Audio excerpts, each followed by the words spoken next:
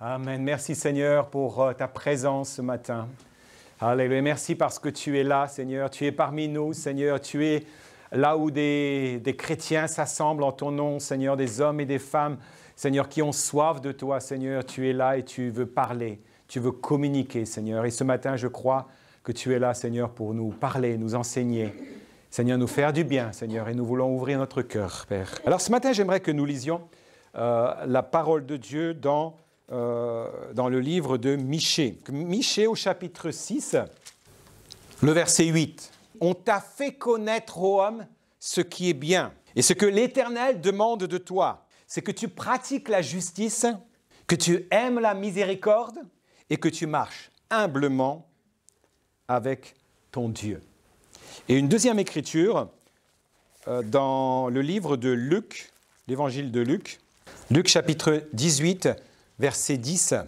« Deux hommes montèrent au temple pour prier. L'un était pharisien et l'autre publicain. Le pharisien debout priait ainsi en lui-même. « Ô Dieu, je te rends grâce de ce que je ne suis pas comme le reste des hommes, qui sont ravisseurs, injustes, adultères, ou même comme ce publicain. Je jeûne 2 fois la semaine, je donne la dîme de tous mes revenus. » Et le publicain, lui, se tenant à distance, n'osait même pas lever les yeux au ciel, mais il se frappait la poitrine en disant « Ô Dieu, sois apaisé envers moi qui suis un pécheur. » Je vous le dis, celui-ci descendit dans sa maison justifié plutôt que l'autre. Car quiconque s'élève sera abaissé, et celui qui s'abaisse sera élevé. Alors ce matin, j'aimerais continuer sur le thème des obstacles de la foi. Vous vous souvenez de la semaine dernière, nous avons vu quelques obstacles à cette foi surnaturelle, à cette foi vivante, agissante. Et ce matin, eh bien, j'aimerais aborder un autre obstacle qui est très puissant, très haut, et que chacun d'entre nous doit franchir pour qu'il puisse avoir une foi plus grande, une foi vivante, qui s'exprime par des actions et puis aussi une démonstration de cette foi vivante. Alors, bien sûr, le péché est le plus grand obstacle à cette foi vivante en Dieu. C'est pourquoi Jésus est venu traiter le problème du péché, n'est-ce pas? Il est venu pour donner sa vie, il est venu pour offrir sa vie, pour prendre ta place, pour prendre ma place. Vraiment, Dieu a vraiment prévu, Dieu avait un plan et Dieu l'a mis à exécution pour que chacun d'entre nous puisse être sauvé, pour que ce problème du péché, parce que la Bible dit que le péché nous sépare de Dieu. L'homme a péché, Adam, notre ancêtre, eh bien, a péché, eh bien, il a attiré sur l'humanité entière la condamnation à travers de ce péché et bien sûr le jugement de Dieu et la séparation de l'homme avec Dieu. C'est pourquoi Jésus-Christ est venu rétablir cette relation avec Dieu et entre Dieu et les hommes. Et c'est pourquoi il est venu payer le prix. Il était notre substitut. Il est venu pour nous racheter, pour payer ce prix, pour que nous puissions ensuite être restaurés. Et c'est ce qu'on appelle la rédemption. Il est venu nous racheter. Il a payé de sa vie pour qu'en tant qu'humain, en tant qu'être humain, en tant que créature de Dieu, pécheresse, nous puissions être sauvés. Il est venu payer le prix, nous racheter. Mais vous savez, le péché s'exprime par l'incrédulité. Le péché s'exprime par le doute. Par le doute de ce que Dieu a dit, le doute dans sa parole. Et vous savez, le fruit de cette incrédulité, c'est bien la désobéissance. L'homme, il désobéit. Il doute, et il désobéit parce qu'il doute de Dieu. Et vous savez qui vient le tenter par le doute? Bien sûr, c'est le diable. Nous avons vu la semaine dernière que notre ennemi numéro 1 était le diable. parce que la Bible dit qu'il est le père des mensonges. C'est pourquoi le diable vient, au travers de mensonges, nous faire douter au sujet de Dieu, de la création, de la grâce de Dieu. Et ce matin, nous avons chanté, nous avons vraiment proclamé la grâce de Dieu, parce que la grâce de Dieu, elle est immense, elle est là, elle est d'actualité, et chaque être humain a accès à cette grâce de Dieu. Aujourd'hui, effectivement, il y a le péché qui agit, mais la Bible dit que là où le péché agit, eh bien là où le péché abonde, la grâce de Dieu, elle surabonde. Plus le péché est grand, plus la grâce de Dieu doit être grande. Et c'est la réalité. La grâce de Dieu aujourd'hui, elle est immense. Et donc la désobéissance, eh bien, c'est le fruit de ce péché. Et bien sûr, la désobéissance, eh bien, est suivie par aussi la rébellion. Et bien sûr, ce péché-là, eh bien, rend l'humanité esclave de ce péché. Elle rend l'humanité aussi aveugle. L'humanité entière est aveuglée. C'est pourquoi nous voyons autour de nous une telle déchéance, une déchéance morale principalement, et une injustice, une souffrance énorme, et qui se traduit, vous savez par quoi? Par le refus de se soumettre à la loi de Dieu. L'homme, ouvertement, eh bien, refuse de se soumettre à la loi de Dieu. Et quelles sont les conséquences de son péché? Eh bien, la Bible dit que le salaire du péché, c'est la mort. C'est la perdition éternelle. Et si on en restait là, eh bien, ce serait triste, n'est-ce pas, Vincent? Ce serait triste, c'est la perdition éternelle pour tous. Mais il y a aussi une bonne nouvelle. Il y a une bonne nouvelle. C'est pourquoi nous la proclamons. C'est que le salut, aujourd'hui, il est accessible à tous. Tous ceux qui croient en Dieu, qui acceptent son plan, ont accès à la grâce de Dieu. Alléluia. Le salut est possible. Il est offert gratuitement aujourd'hui à celui qui accepte Jésus-Christ comme son sauveur personnel. Et aujourd'hui, eh bien, j'aimerais vous dire comme le prophète Ésaïe au chapitre 55, verset 6, il dit « Cherchez l'Éternel pendant qu'il se trouve ». Mes amis, cherchez l'Éternel pendant qu'il se trouve, pendant qu'il invoquez-le tandis qu'il est prêt. Dieu aujourd'hui, il use de patience, il veut que tous les êtres humains soient sauvés. Et il dit ensuite que le méchant abandonne sa voie, que l'homme d'iniquité ses pensées, qu'il retourne à Dieu, qu'il retourne à l'Éternel, qui aura pitié de lui. Dieu aura pitié de chaque pécheur qui se repent, qui vient devant le trône de Dieu. Alléluia. À notre Dieu qui ne se lasse pas de pardonner. Wow. Dieu ne se lasse pas de pardonner. Seigneur. Alléluia. Encore faut-il qu'il le veuille, l'homme. Faut-il qu'il l'accepte, qu'il veuille chercher l'Éternel. Quel est l'un des obstacles les plus puissants, les plus grands, les plus hauts pour l'homme? Vous savez lequel c'est? C'est l'orgueil. L'orgueil. L'orgueil est un obstacle énorme à la foi vivante en Dieu. Vous savez, l'orgueil, il faut le traiter. L'orgueil, l'homme doit le traiter parce qu'il n'est pas sans conséquence. Vous savez, c'est contraire à la chair. C'est contraire à la loi du monde. Les orgueilleux, vous savez, les orgueilleux, on les met souvent sur les plateaux de télévision. C'est contraire à la loi de Satan.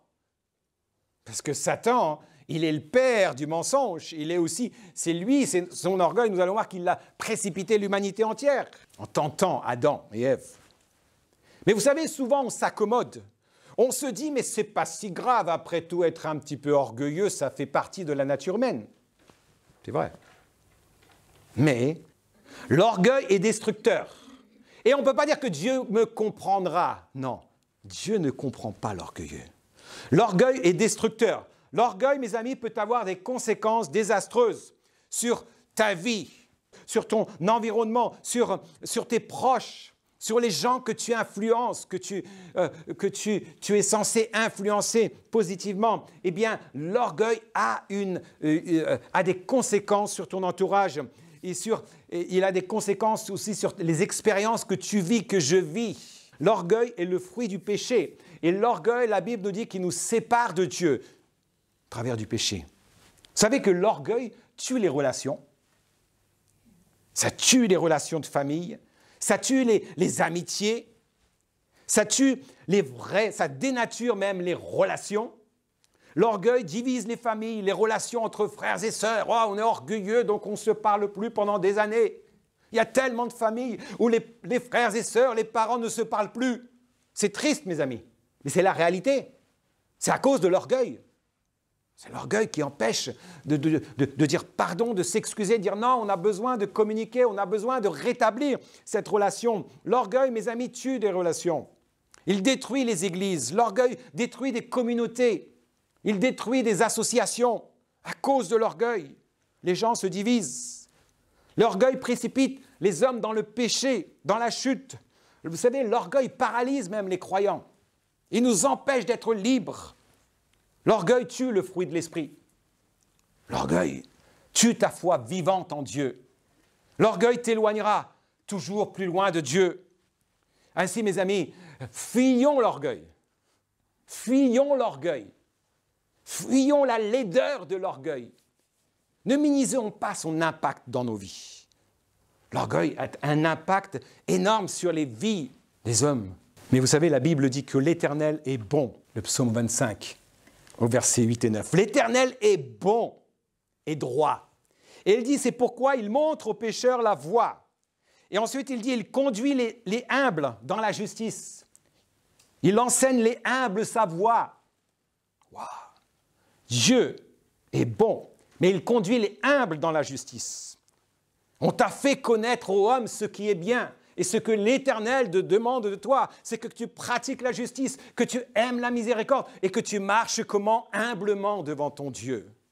Et la parole nous parle, nous apprend comment être agréable à Dieu, comment marcher dans la foi. On parle, on dit il faut marcher par la foi, mais la foi s'exprime par des actions.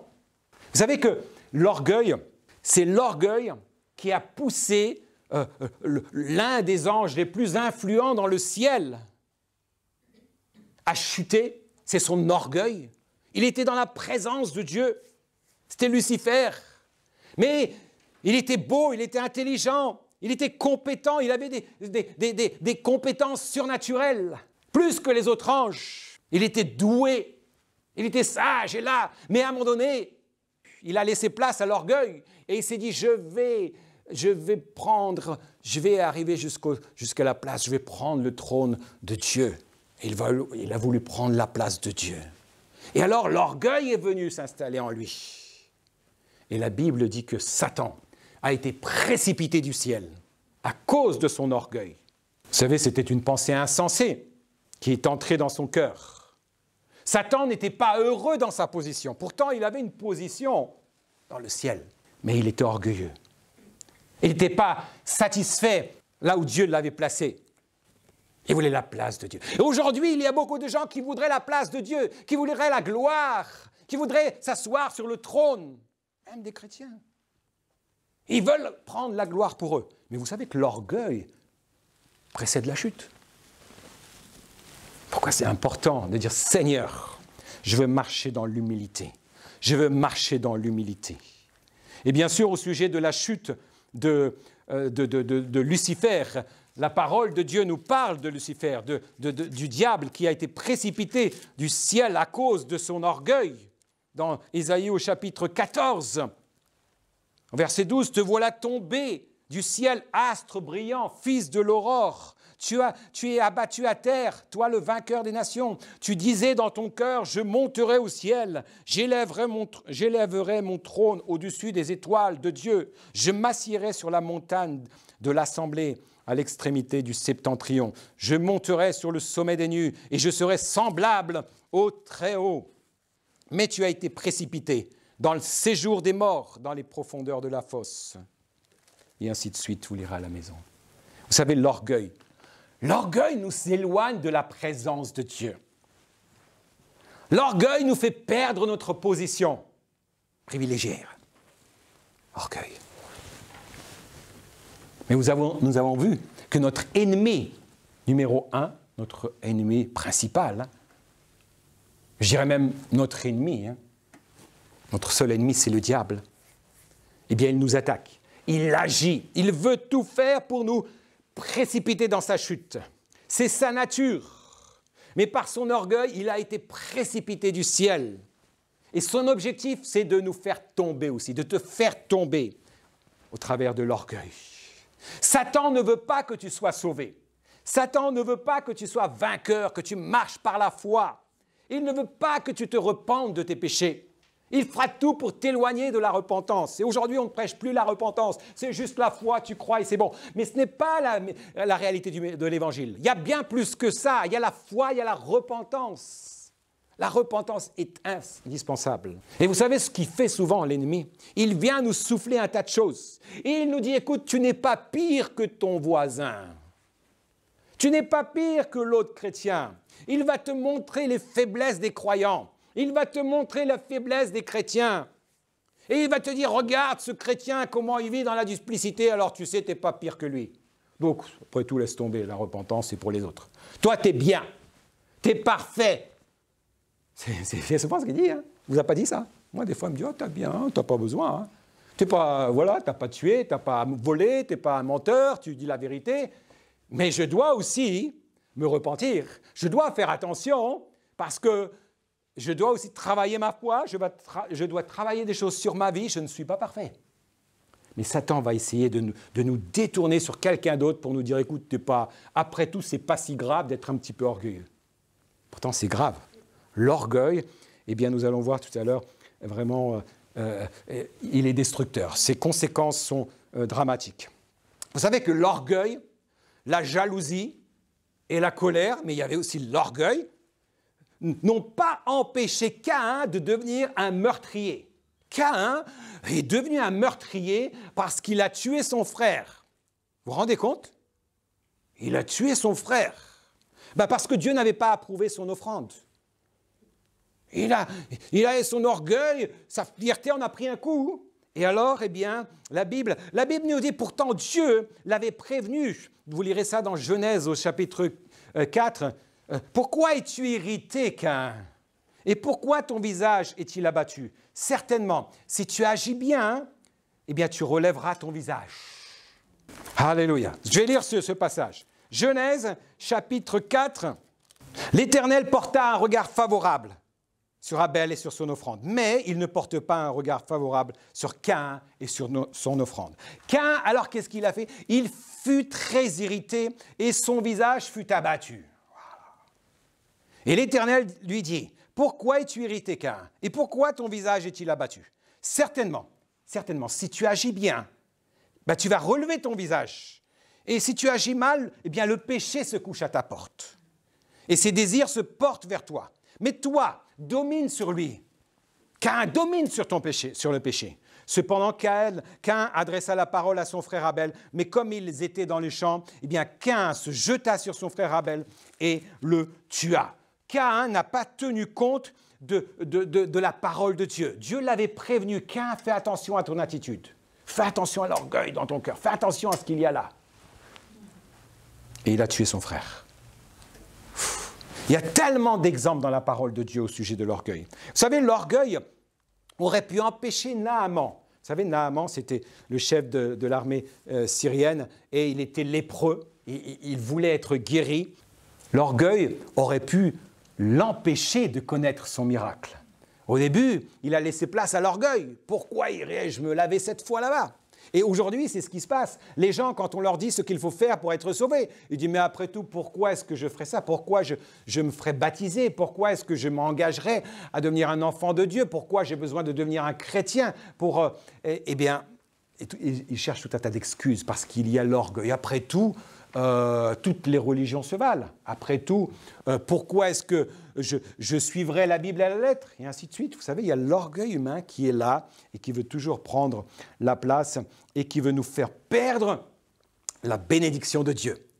Et vous savez, l'ennemi ne veut pas que nous nous soumettions à la parole de Dieu. Il veut nous éloigner de la parole de Dieu. Il veut nous éloigner de sa loi. Parce que Dieu nous a donné des principes. Et vous savez, dans le même registre de l'orgueil, il y a aussi la sagesse humaine. Je ne vais pas la développer aujourd'hui, mais vous savez, souvent, la sagesse humaine, qui n'est pas une sagesse divine, elle peut devenir un obstacle aussi à cette foi vivante dans nos vies. Parce qu'on est tellement sage, on est tellement intellectuel, on a emmagasiné tellement de choses dans notre cerveau que vous savez, il y a l'orgueil qui est là parfois. Il vient, il grandit parce qu'on se dit on sait tout, on sait exactement tout ce qui se passe, on connaît tout, on a fait bac plus 10, bac plus 15, et alors ça devient difficile. C'est pourquoi la Bible dit « Confie-toi en l'Éternel de tout ton cœur.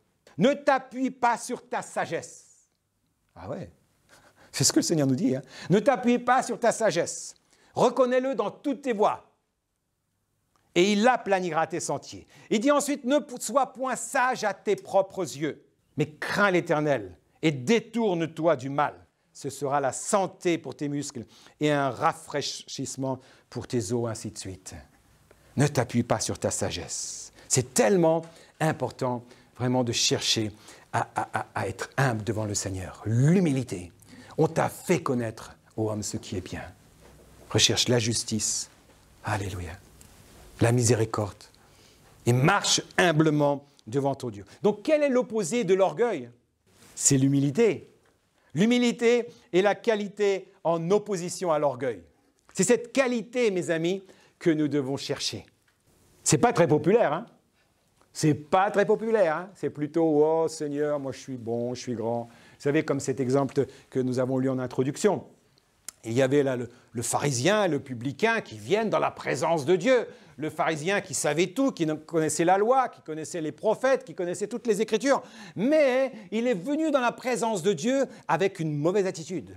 Il est venu avec l'orgueil dans son cœur. « Ah, je suis meilleur que les autres. Regarde même mon voisin, tu vois. Il est là, le publicain, collecteur d'impôts, il ne connaît rien à la parole. » Il s'est senti supérieur à lui. Mais le publicain, il avait réalisé qu'il n'était pas droit, qu'il avait besoin de s'humilier. Et là, il reconnaissait son état de pécheur et il implorait la grâce de Dieu. Et Jésus-Christ soulève. Et il nous dit que le publicain a été justifié parce qu'il est venu avec une bonne attitude, avec une attitude d'humilité.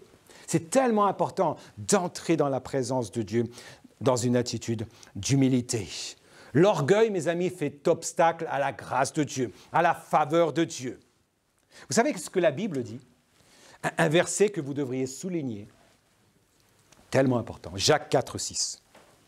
Vous le connaissez par cœur? Jacques 4, 6. Un verset, mais qui devrait être là tout le temps. Hein. En gros, je l'ai mis en gros sur mon truc. Dieu,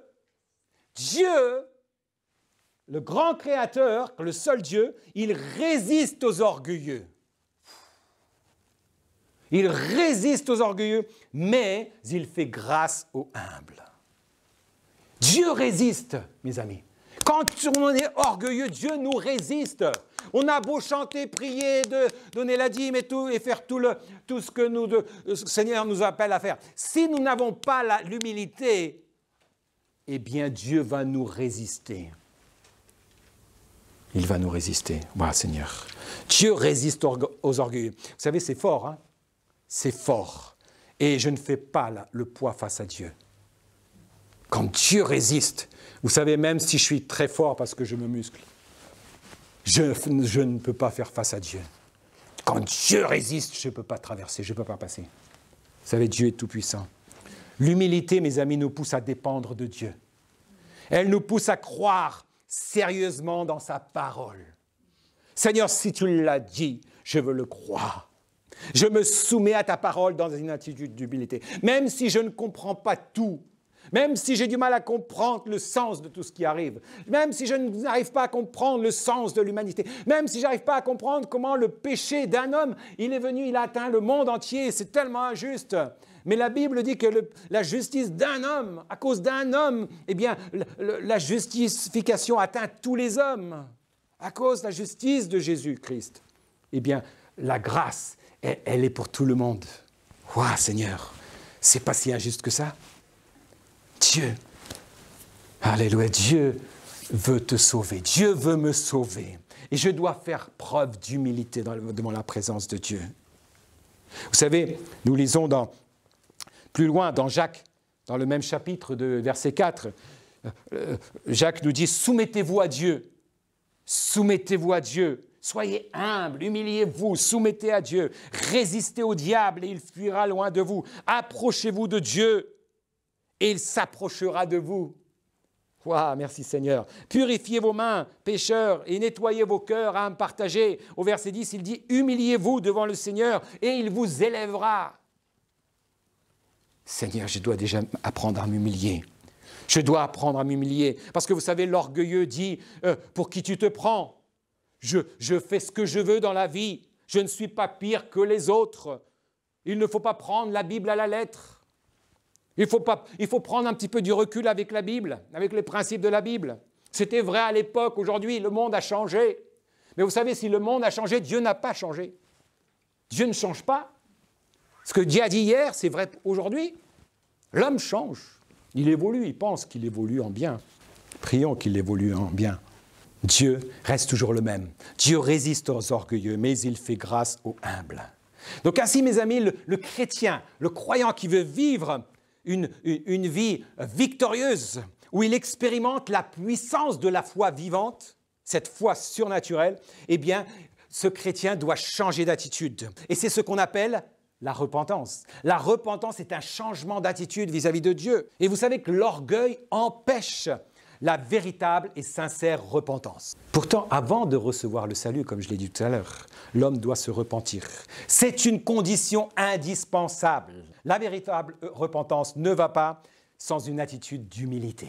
Humiliez-vous, nous dit Pierre, 1 Pierre 5, 6. Humiliez-vous sous la puissante main de Dieu, afin qu'il vous élève au temps convenable. Et déchargez-vous sur lui de tous vos soucis, car lui-même prend soin de vous. Soyez sobre, veillez, votre adversaire, le diable, voilà votre adversaire.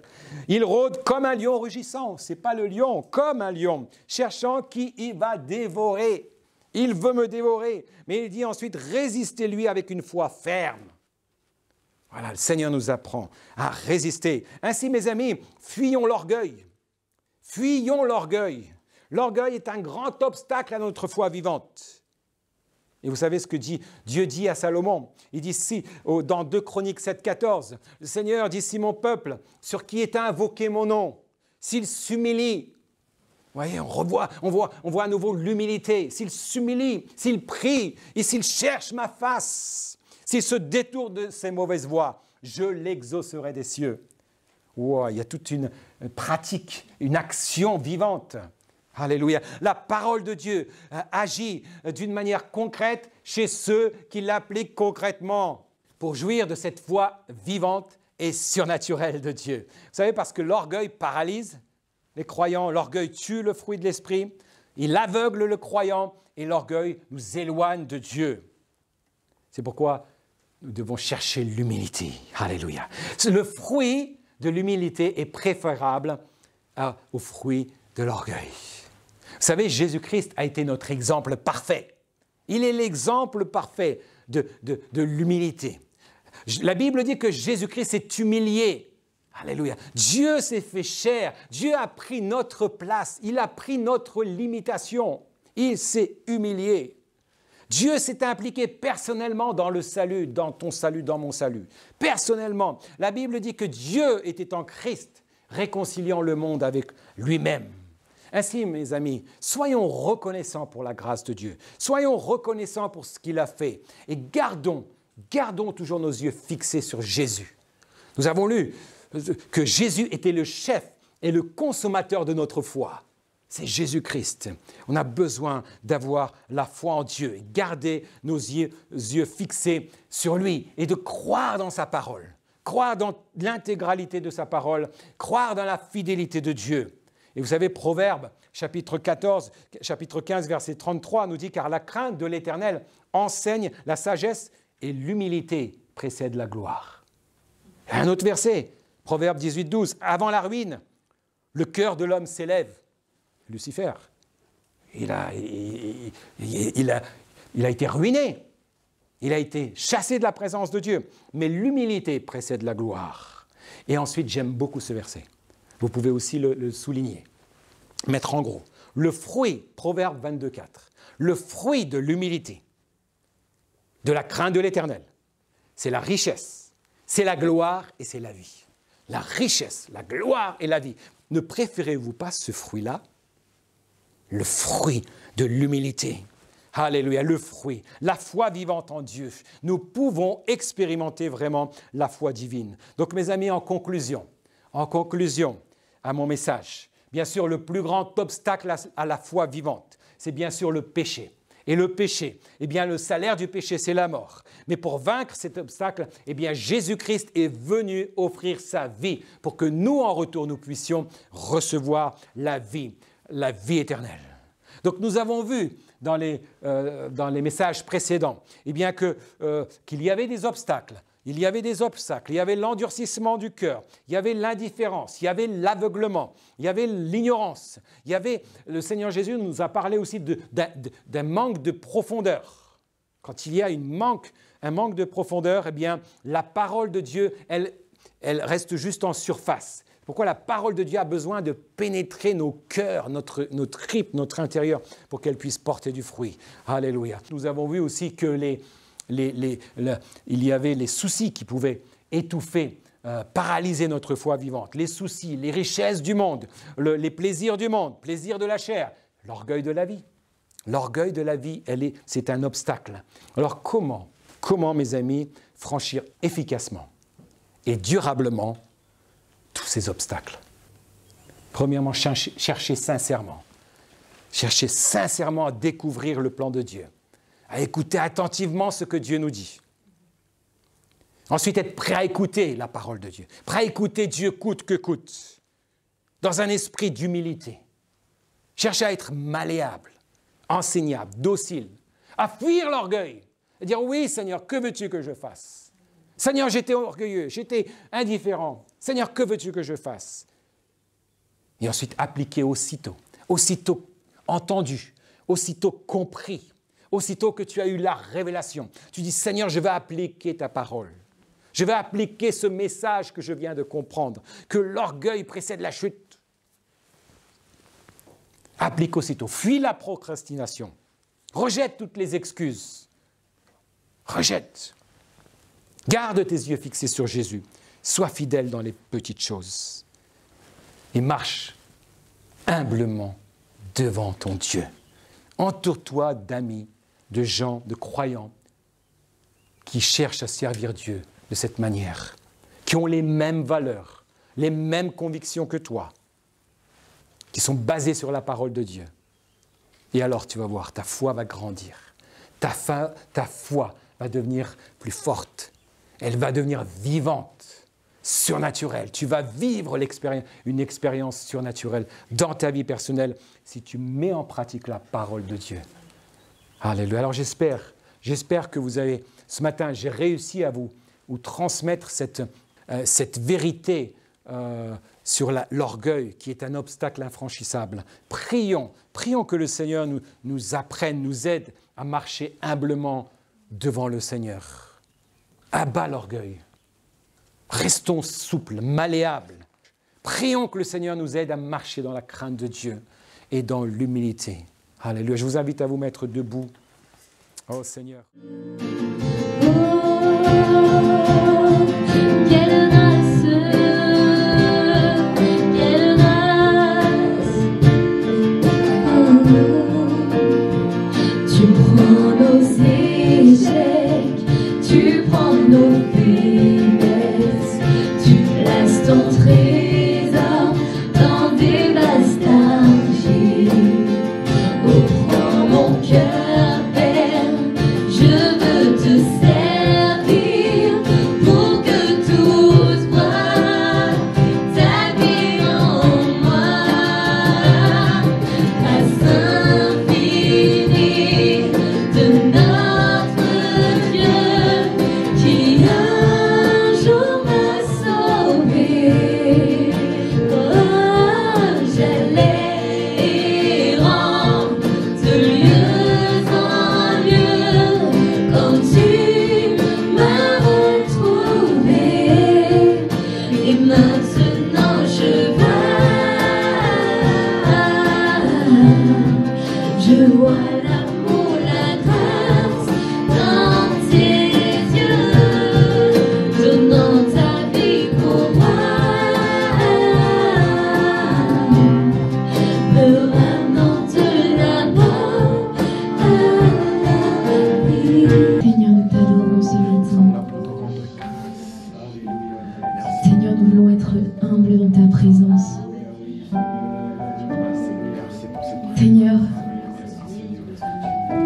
Tu nous vois tels que nous sommes ce matin.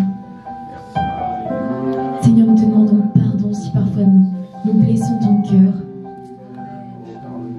Seigneur, viens nous purifier ce matin. Seigneur, viens nous rendre semblables à toi.